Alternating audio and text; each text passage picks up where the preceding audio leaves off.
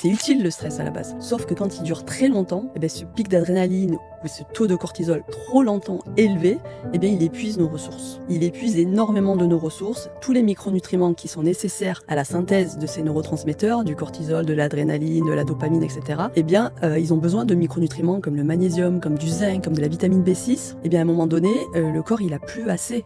Parce que ce stress dure trop longtemps. Et ces taux de cortisol hyper élevés, ça a un impact. C'est l'hyperglycémie, c'est les palpitations cardiaques. Il y a beaucoup de choses, en fait. Quand c'est trop long, on épuise notre organisme. Et ça, on l'oublie.